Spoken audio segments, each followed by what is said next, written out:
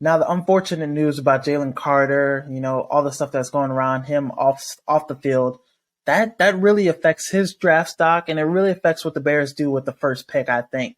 Now, if I'm Ryan Poles and I still want to get Will Anderson, I can't trade down with the Colts and get Will Anderson Jr.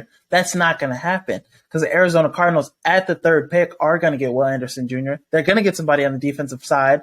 So it's either, him or it was Jalen Carter. Who knows? Tyree Wilson, could go a little higher with his measurables and his size.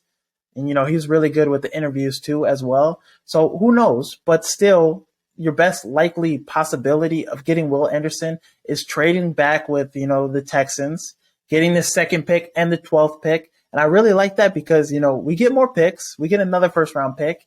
And, we still get Will Anderson who could change our defense entirely, have a similar effect to Michael Parsons, maybe not on that scale immediately, but still be able to rush the passer, make plays, do all the things that we need, a guy like that with that kind of, with the second pick in the draft to do. So I really like getting him still. He's, the most sure answer in the draft, I think.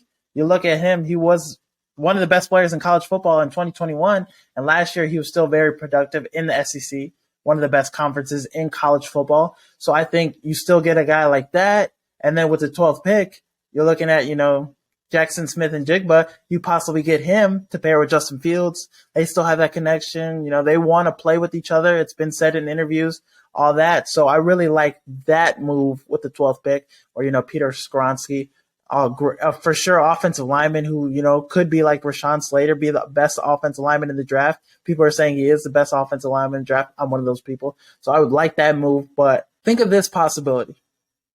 Jalen Carter falls. Imagine if the Bears can still get Jalen Carter with the 12th pick as well.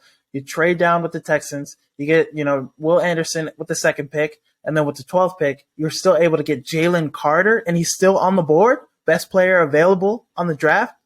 You get those two guys. That's an A+ first round draft. That exceeds the A+. That would be the best first round draft by a GM in NFL history. It would be like draft day, Kevin Costner when he was doing what he did with the Browns on draft day. A move like that would be crazy. If you're Ryan Poles, would you make that move? I for sure would love to see those two guys play on my defense alongside all the great secondary we already got established. Woo! You go from the worst team in the NFL to a contender right away like that off just a first round. We could fail the rest of the draft, but you get two guys like that on your defense, woo, man, we're cooking. Ryan Poles is on to something. The whole let Ryan Poles cook. He's, who knows what he's going to do in free agency. A Hargrave with the Eagles, they're saying the Bears have interest in him and he has interest, possibly. Who knows? All these moves happen. That's what the beauty of free agency. That's the beauty of draft. That's the beauty of all that's going on.